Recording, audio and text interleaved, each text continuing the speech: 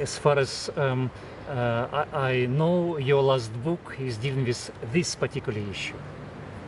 Yes, the three major books, Meditative Reason, Towards Universal Grammar, and then Between Worlds, The Emergence of Global Reason, and the third in the sequence is the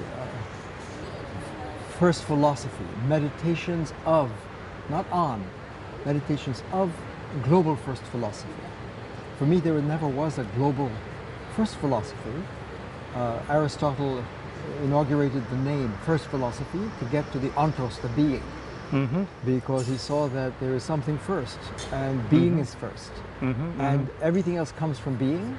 So to have first science, first deep ontology, first philosophy is first ontology. And if we have the science of being, we have the foundation for all other disciplines, all other fields, because everything is participating in being. And so, but that is a global enterprise, even though it may not be named so by the Vedas, the yoga philosophy, Vedanta is first philosophy, because it's seeing that wisdom is getting to the fundamental field. And what are the characteristic features of the first philosophy? The first philosophy... Some specific quality of thinking, or some connection with some primordial ground? Yes, well said, because the first philosophers, and it's not only philosophers, the first narratives, because Judaic tradition, the origin of the Judaic religion, is a first narrative, story of what is first, namely Yahweh. Yahweh. In the beginning is Yahweh. Or when John in his gospel uses the Greek logos word, and for the Hellenistic and the Judaic, Hebraic traditions meet, he opens his gospel on Jesus. In the beginning is the logos. Well, that is also first philosophy. So the gospel is another first narrative. Lao Tzu, the Tao that is named is not the Tao, is first philosophy, because it's saying that there's something first. Allah is first.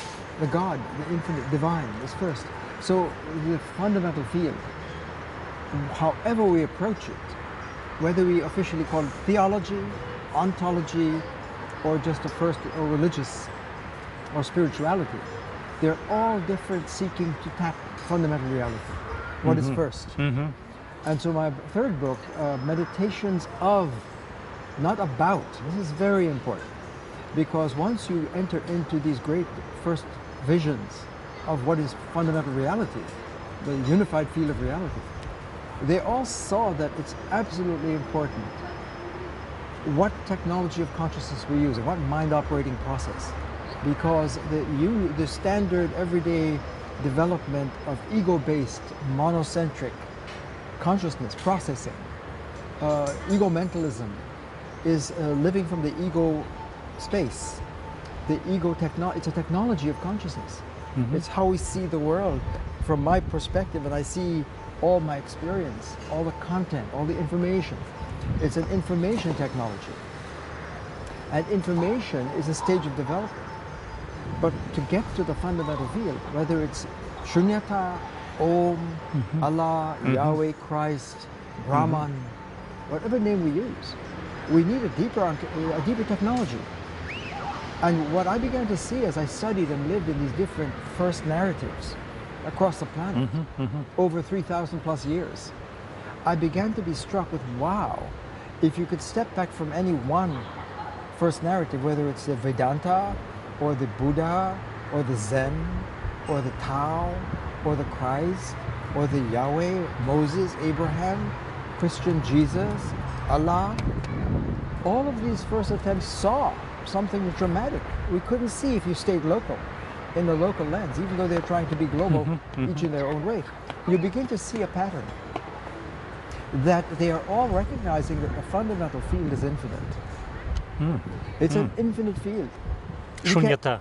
Shunyata is infinite. They're all infinite. Tao is infinite. Yahweh is infinite. Christ is infinite. God. So there is no limits. There are no limits. Everything is possible. Yes, and everything is incorporated. Nothing can be outside. It's boundless. It's finite-less. Therefore, it's infinite. And that's what the infinite is.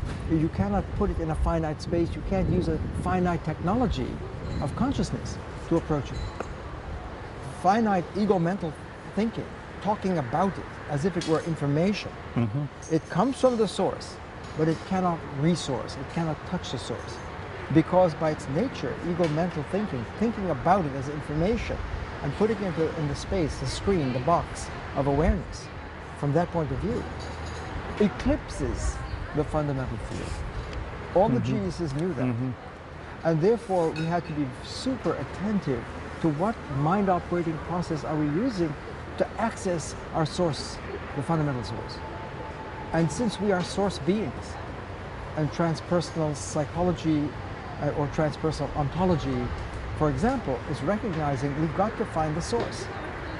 If we're cut off from our source, so the geniuses, Abraham, Moses, Jesus, Socrates, Plato, Buddha, Krishna, now all of these geniuses, Muhammad, they're all sourcing.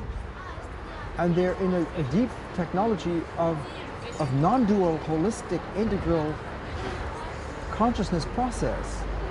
However we enter into it, that is surfing and touching and zoning. I use the metaphor as athletes when you're in the zone and you're in peak performance. You are spontaneously tapping the field. The field is tapping us. You can't be in the ego mind, which cuts off and separates, and yet be surfing the field. And yet, our geniuses knew, like Buddha, why do people suffer? That was his research. He saw they suffer because they are cut off from reality, from the source. This is serious.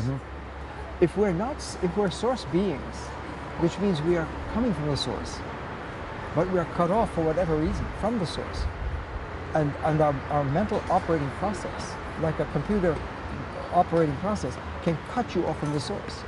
So how do we find an awakened, dilated, expanded, more powerful technology of consciousness processing? That was the Buddha way. It's mindfulness. You have to be mindful. And typically when you look at Vedanta, yoga, Krishna is teaching Arjuna, who has a breakdown of his world on the battlefield, the opening of the great epic Bhagavad Gita, Song of God. It is a dialogue therapy, transpersonal therapy between Krishna, the voice of Om, of Brahma, of Vishnu, the infinite voice, counseling the everyday person living in the ego mental space that's cut off, and that is samsara. So in Eastern wisdom, samsara is the disorder, medical condition of being ontologically ill. The being is ill because our being is cut off from the source. So the technology of yoga, for example, and imagine you have a technology from Jesus to help us. Unless you die, you cannot be born again. Socrates, we must come out of the cave of separation, living in the world of the senses, to enter the world of logos and touch the forms, the source of the light of reason. Because we're rational beings. We're logos sapiens for Socrates. And Plato beautifully develops the dialogues and wisdom and enlightenment of awakening reason and leaving the cave. So wisdom, the highest wisdom, is the stages of going through the worlds of forms through awakening reason, the logos power as a logos sapien, and that's where we become fully human. So Socrates is, in a way, seeing the pathway to coming out of the cave. The metaphor of the cave is again like samsara. It's being cut off. Or in the biblical tradition, the condition of sin. We don't seem to see it from an ontological point of view. We hear it as, oh, in the mythology, Adam and Eve disobeyed, they made a mistake, they ate the fruit that was forbidden of knowledge, the tree of knowledge, and they didn't, but they fell from the garden. They fell. But from a philosophical, deep ontology, medical point of view, sin is also the deep cut and eclipse and alienation from the source of our being. And therefore to be born into sin and to have our culture recapitulate and inscribe and teach sin to our children, the language of sin. What you begin to see when you open up the global mind, the global lens, and look at all of these great technologies and medical diagnoses and prescriptions, they all saw that we're split off. The human condition, when you look at the human condition, we're suffering. It's not east or west, it's human, north and south. If we're living in an ego-mental technology that is not sourcing, we're suffering. We're medically ill. Our being, our culture is ill. We have cultural illness because our culture is using the script, and the script is the technology of consciousness. So we have to be super attentive to what script are we using. We don't get that. In other words, sin is a script. It's a way of using language. Why? It's a broken word. It's a broken word. It's a word virus. It's a mind virus. Why? Because in the beginning is a word. What word? The infinite, perfect word. The holistic word. The unbroken, non-dual word. See what I mean? So if sin is falling into broken words, you end up with the Tower of Babel. And all of our different languages are broken. And we're not living in wisdom. And so our culture made in that space of a broken script. So I begin to see, when I open up the global space for global enlightenment, and say, is there a global pattern? Are these geniuses and pioneers of first narrative, first story, deep story, to help humanity come to source and become fully human? Is there a pattern? And I'm struck when I began to explore this over decades of work, 50 years of work, that there's a remarkable pattern that comes out. Which one? Well, the Can you pattern, explain? and this is it, you begin to see that the greatest quest in human life and the evolution is the quest to get the code of the fundamental field. The code is the access code. I'm using analogy to computer. Do we have the password to get into word perfect, into the source word, into the holistic word? And that is a journey of awakening. That is a journey of enlightenment. That is the journey of salvation. That is the journey of resurrection. That is finding the immortal source of our life from death. Because when Jesus says the wage of sin, being cut off, is death. Buddha, if we're mindless, it's as if we're dead already. Mindfulness, the Buddha way, the technology of Buddha, is to tap the source and tap life, the Dharma of Buddha, which is to become a whole human being and end the suffering. Now we're in nirvana. So when we tap the source authentically with the access code to the missing code, so really those mystery stories of trying to get the Da Vinci Code, or what is the code? There is a deep concern, can we find the code of life, the code of being? First philosophy, can we get the ontological code of being, the DNA of reality? If we get that, then human beings have found our home. We've gotten back to home. So my work, the awakening of global enlightenment, the subtitle is the maturation of our human species, the maturation, the coming of fullness from our stage of adolescent separation from source.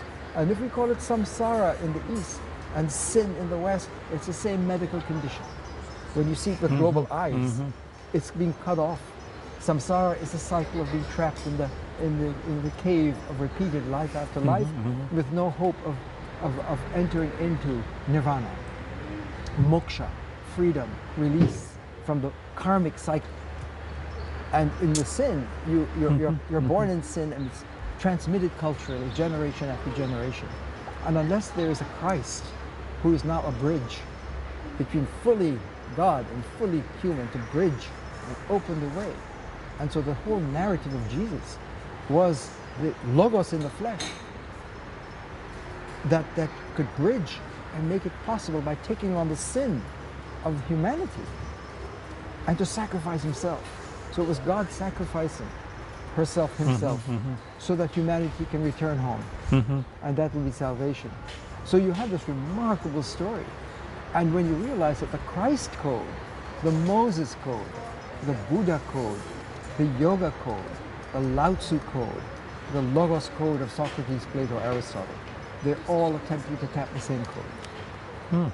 That is the breakthrough of my work. The missing code of Logosophia. So I, with all of these great names for what is first narratives, whether you call it Om, Brahman, Yahweh, Allah, Tao, Shunyata, whatever name you use for the fundamental field, they're all naming the same infinite field. This is a remarkable point to bring all of our different theologies. Theology is a branch of ontology, ontos. And first philosophy is getting to the deep ontos of fundamental reality. And what you begin to see when you hear the echoes across the planet of these great geniuses and scriptures, and they've been scattered, but with global eyes, you can begin to bring them. And how do you get global eyes? You have to get the access to the source, the missing code. You need source vision to see that they're all coming from the same source. And if that can happen, that's been the quest of humanity. If you ask me, is there a fundamental unifying story, the story of stories for humanity, our journey, evolution, it is the quest to find this missing code of Logosophia. So I use the Greek words, Logos and Sophia, wisdom. I am a philosophia, lover of Sophia. My profession is philosophia, and that's wisdom. And so the Logos is reason, it's speech, it's mind, it's consciousness, it's meaning, truth, knowledge. All of these come from the Logos. So I use the word Logos, but to get the language, this is the main point of the book. I began to see as a philosopher that all of these geniuses have been speaking to humanity in our adolescent consciousness of talking about it as information, but they were going trans-information. They wanted transformation. They didn't want us to download their words into our narrative, our script, the ego mental script. So when you look from the global eyes and global source vision and see from that code of Logosophia, the greatest mystery of all mystery, and I would say it's a story that cannot be told. The greatest story never told, because if you tell it in the normal way, in the ego space, you blow it. So to enter that story, you have to live it. And so Buddha would say, if you see the Buddha king, if you take the language, the source language, and you try to put it in the ego space and technology, you ruin it. You block it, the medicine is blocked. Buddha medicine gets neutralized. Yoga medicine gets stopped. Christ medicine gets blocked, because they're all source beings and teachings. But we take, when humanity at an adolescent stage, we naturally interpret everything we hear from our lens of ego mental word processing. Despite the warning that the Tao that is named is not the Tao, or the Om cannot be named, you cannot predicate it, you have to meditate it. It's a different technology to access the source. And Buddha saw that. That's why he called it shunyata, emptiness. He wanted the student, the listener, to realize, I can't use my names, my word processing, I can't use it to get to Buddha space. It's empty of all of that. So I have to find an alternative. What is it? Well, the Four Noble Truths are ego mentalism is suffering. It has a cause, a second noble truth. We are causing it with the way we're using our minds. He saw that medical diagnostic. And the third noble truth, we have a choice. We don't have to be addicted to that level of adolescent talk about it as information and not realize that that is my medical problem. And the fourth noble truth is we can overcome that habit, kick the habit, by trans-habituation. We have to go into trans-hab, rehab. We have to rehabilitate our mental patterns, the Buddha way, the Buddha technology, which is what? To learn to surf the unified field of co-arising, the infinite field where everything is interconnected. It was very advanced science, the Buddha science. You want to stop now, pause? No. Not. Let's continue. So that was the Buddha prescription. The Buddha prescription was to see that suffering comes from the ego mental, word processing, mind processing, world processing. We become entities, we become objects when we're in that space. When we don't realize, when we're just normally predicating, oh, this is a pen. Oh, what is the pen? Oh, it's blue, oh, it's for writing, it's made of plastic, we could throw it away, and we treat it as an object, right? That's information, and that's the language level. But when you go to Buddha space, to the source field, that language, you can't step outside of it and talk about it. Words go into greater voltage power. when you enter the zone. So I began to see, as a philosopher, looking at the global enlightenment in a global space, in the global source. Because I could begin, so I needed all these great teachers and geniuses to listen to them deeply and learn from them, and saw that they're doing something fantastic. They're saying that humans are going to suffer as long as they're in that stage of development.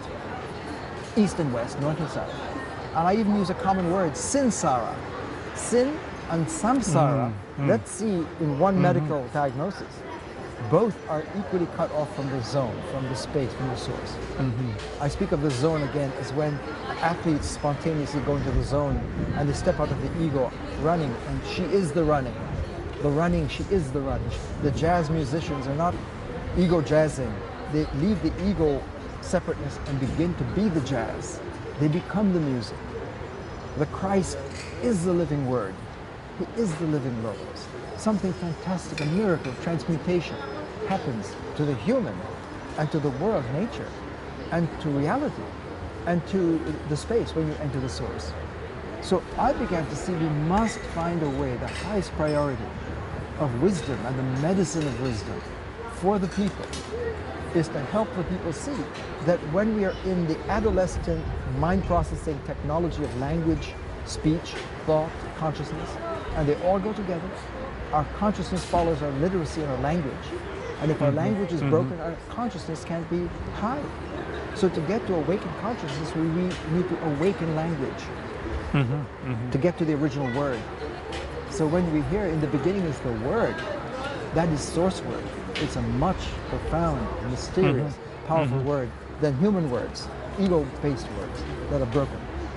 And they give you a broken life, they give you broken cultures and worlds. You have 9/11s, Holocaust, genocide, ethnic cleansing, breakdown of families, divorce, objectifying one another, which is a form of violence. So the mind operating process of adolescent culture, as great as information may be, if we get stuck there and don't get to the source of the information. So if I look at a pen in the box, in the ego space, it's just a pen, piece of plastic, it's an object. But we do that to ourselves too. I'm a man, I'm a bundle of predications.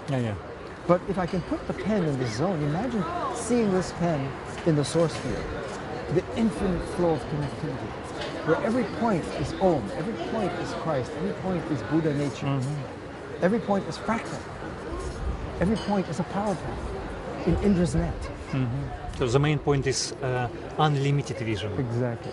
Going beyond any separations and exactly. That's limits. Deep dialogue space. The Buddha space is dialogos. It is interconnected flow. And you can't be a separate atom. You can't be a separate being that's self-sourcing. That's what Buddha saw as the main medical problem. That uncritically, naively, an ego being thinks I'm my own self, I'm my own being. I have my own being. Nothing is sourcing me.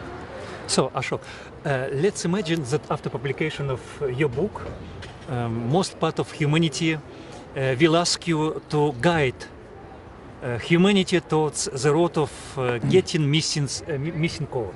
Yes.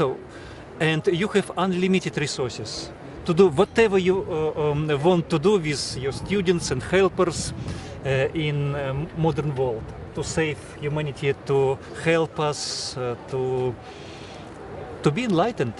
What will be your program or steps? Wonderful. Can we pause and have coffee now? Yeah, sure. That's a great question. In this journey of the mystery, of the source, of all sources, the fundamental source, how does this apply to where humanity is now and the state of humanity? And I'd like to talk about that. It's central in the book. I'm really performing this book as a movie script, as if it's a movie script, because I'm visioning to tell the people, because one of the themes is the democratization of enlightenment. It is for the people. Buddha's teaching was for the people. It wasn't for a few elite enlightened ones. Jesus' sacrifice was for the people. Yoga, Krishna helping Arjuna, was to help all the people. Yoga is for all the people. So the enlightenment medicine is meant to help humanity. We're entitled to be awakened. Very bright idea, yeah, yeah. We're entitled to be awakened. So I call it the democratization of enlightenment I like it. for we the people. And so to help bring this point out, I began to see in my journey into the mystery, the ultimate mystery story, I see that it cannot be told in the ordinary narrative space. That was the great problem. We had to become the narrative, because when you cross into the zone, into the source, what happens to you, you and the word are one. You become one with the source word. When Descartes stepped out of the ego box in his meditations and he said, I am, he was touching the deep source language. He didn't know it. He knew it was different. But he didn't have a culture to back him up and say, oh, that's meditative, non-dual, integral, holistic language. He didn't have the culture yet. And he could have been a great pioneer for that. But we put him back in the box and said, I think, therefore I am. And he lost his meditative breakthrough. So when you say I am, he realized he was the I am. He was the utterance. When he said I am, the speaker and the thinker and the reality are one. That's a major shift. When Jesus is the word, I am the way, I am the truth, I am the life, you become the word. So when he crossed from the samsara language into source language, a miracle happens in the power of the word. That's the missing code. We have to live the code. You can't give it and decode it in the box. You have to be the code. We are one with the word. We are logo sapiens, not ego sapiens. So our human nature is being deformed by being in the pre-source culture and language and technology, because we put it in the box and objectify it. And Jesus, Buddha, they're also, you do not objectify a human. We are not objects. Do not objectify a human and each other. Because if you objectify a human, you violate her. Women say, don't objectify me. But if we objectify, and the mental processing we're using to talk about it is objectifying everything. Nature, the work of art, each other, our children, everything, and ourselves. And the moral teachers saw that that is pre-moral, that is pre-rational, that is pre-human. So to mature as a human, as a rational being, as a logo sapien, we have to go through this crossing into the deep space. And that is our birthright, because that's where we come from. And so just to help understand that, I saw the urgency, the greatest urgency, when I looked across the global wisdom, and I saw the people were not getting it. They were hitting a barrier. East, west, north, and south.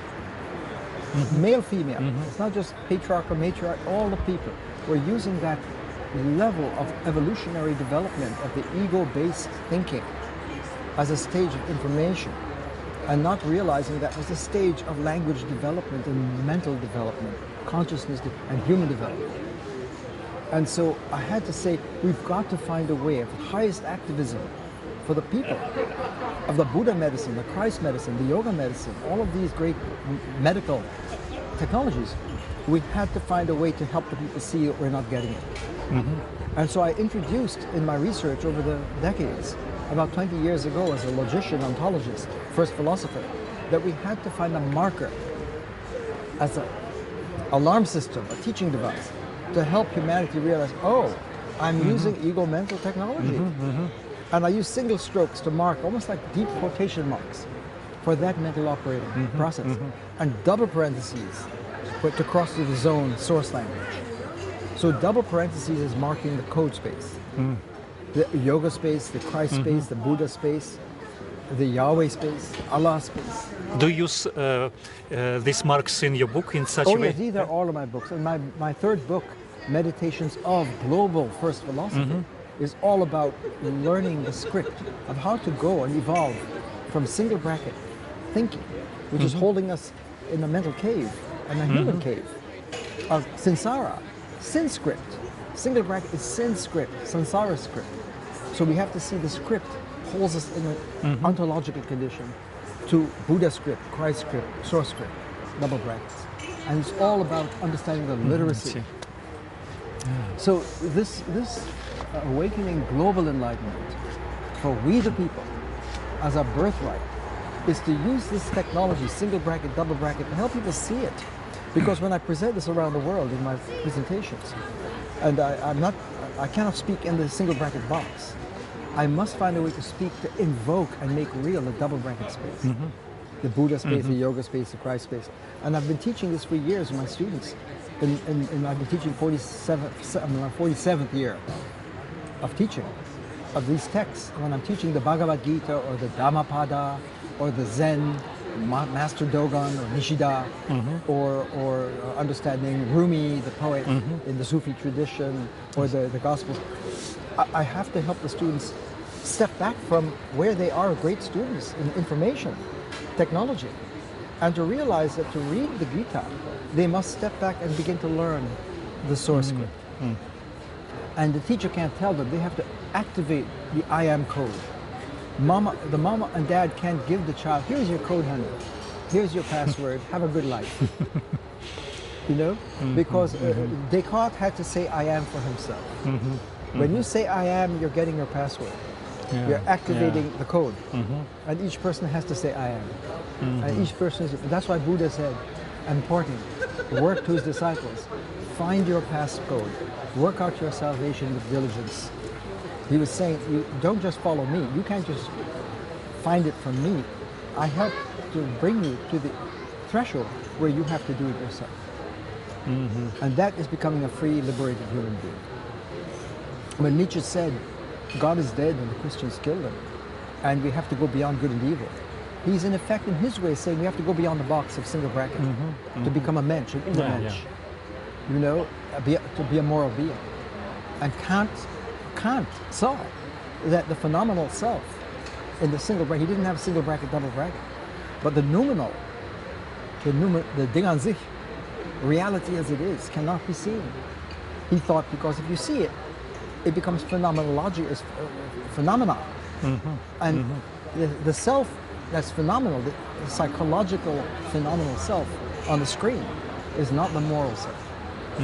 Because the causal laws dominate there. So they said, thank God, we're living in two worlds. The phenomenal, but the noumenal self, which cannot be thought, is a moral self. The autonomy, the freedom, the laws of freedom and the laws of causation. So he was in effect honoring this source, but the transpersonal. He was connected there. Yeah, with the same but ideas. he didn't have the language. This, He didn't have a code. And that's why he said, you cannot, and Husserl attempted to open up, and he said, wait a minute, Descartes, we missed Descartes. And see, he opened up the epoche, the lens, he was bracketing the predication to open up a deeper lens. And that was the lens of phenomenology for Husserl that led to Saith and Heidegger, right, as his students, to say, it's a beautiful story. To see all of Europe going from Heraclitus, Socrates, Parmenides, Plato, all the way to Descartes, Husserl, Kant, into Jacques Derrida, and Martin Heidegger, and Buber, and these geniuses that were trying to say who we are. So that's the Global Enlightenment. Are you describing this story in your book? Oh, this all comes out in the book. And the movie, it will show. And part of the movie is I have a scene where I said, we are here in Crete now. Imagine there's going to be a gathering of Moses and Jesus and Buddha and Krishna and Lao Tzu and Mohammed coming together in a millennial convocation on Crete, the Greek origin of the Sophia land, land, to see the planet now, 2,000 years later, and to say, where is humanity? How have we gotten the medicine? How do we see? And that's going to be a major news event, obviously. The whole planet is going to be paparazzi, right? It's going to want to be at that, but they can't come. It has to be live streamed, that gathering. All right, but that's part of the movie. And of course, all of the geniuses of the ages, all of the brilliant Sophias who lived it, the feminine, wizard, they got burnt at the stake. All of the artists and scientific Einsteins, the Newtons, all of the geniuses that moved culture in the arts and sciences and spirituality and religious teachings, the Quakers, they're all going to show up on Crete to be in that circle around them, to see what are they going to see, what are they going to say. And of course, as the movie unfolds, and that amazing, imagine, actually Moses and Jesus showing up. Each one of them is a great story, but that's a global enlightenment moment. Yeah. And they're going to just, as you could use your imagination, they will smile with love, and they will see brothers, sisters, neighbors. We're one in our diversity, and they will embrace. And they look around the planet and see humans are good. People are good. We have good intentions. We want to be great. And look what we've done. But look, we're still stuck. We are still hitting the wall of samsara.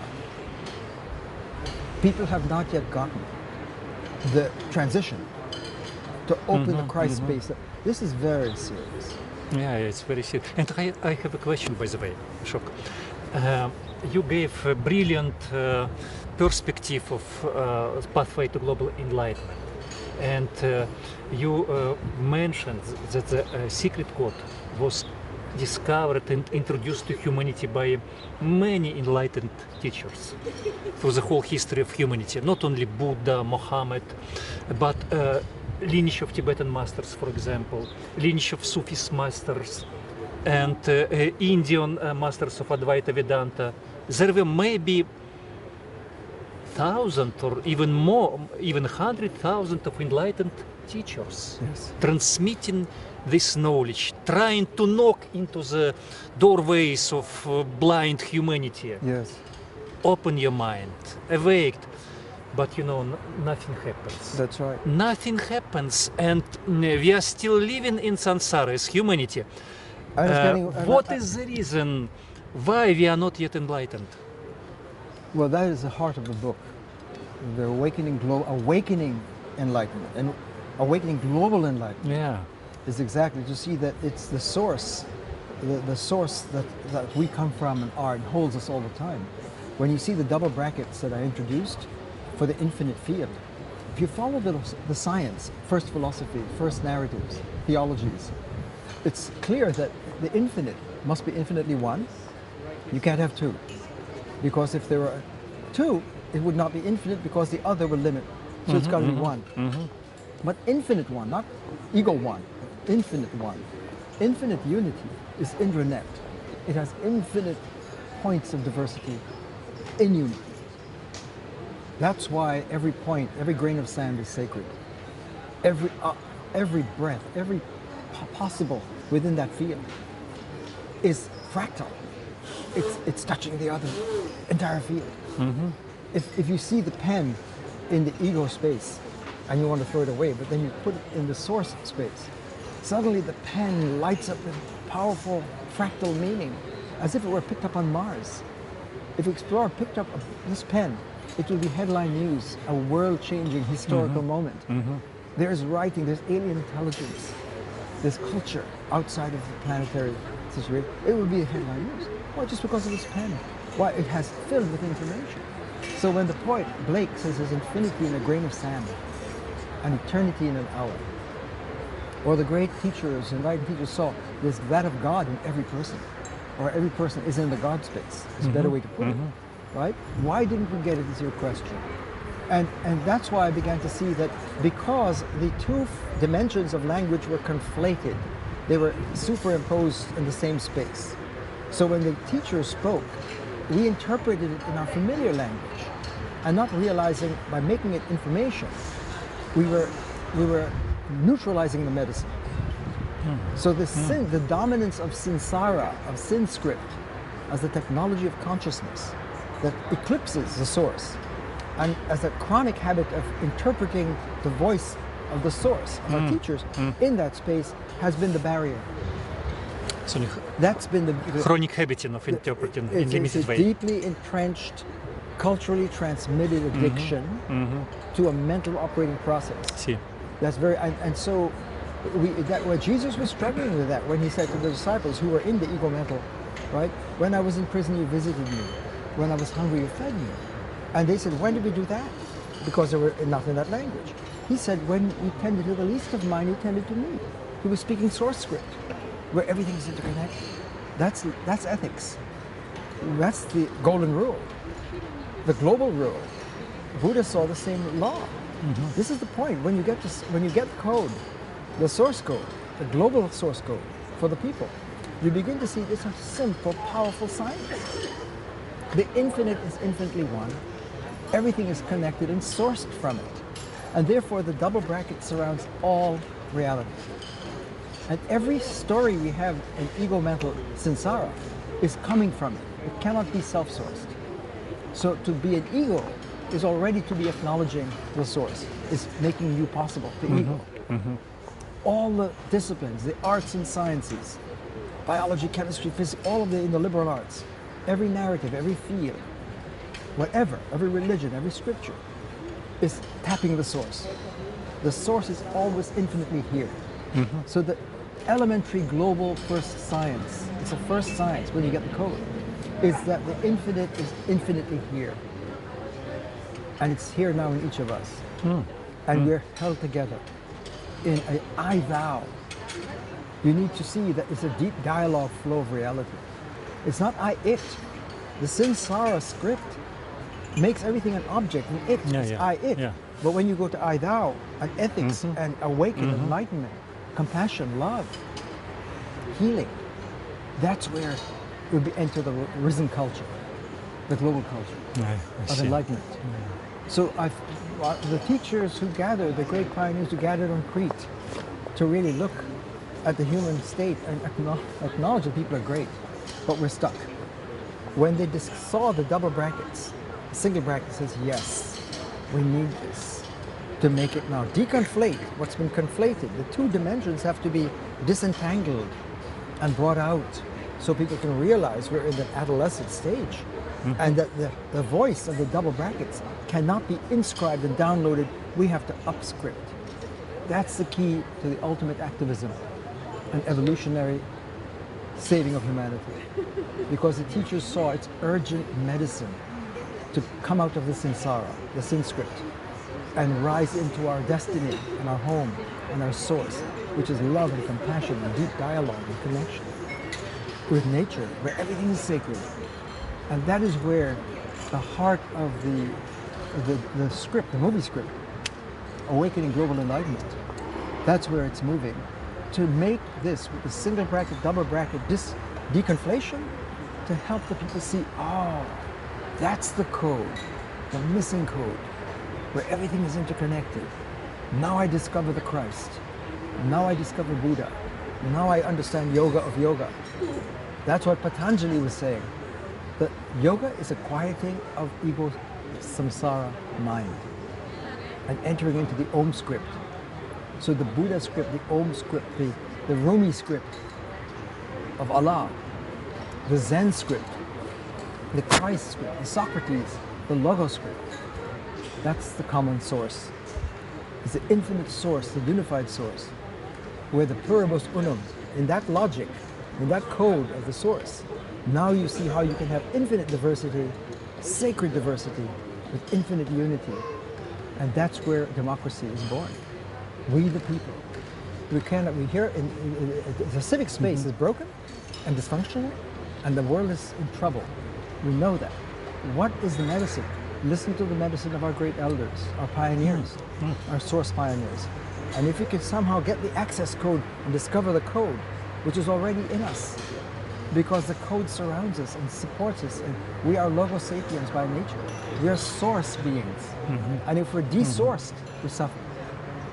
And when we resource, and the only way to do that is to say I am, and that is to awaken, and that is global enlightenment.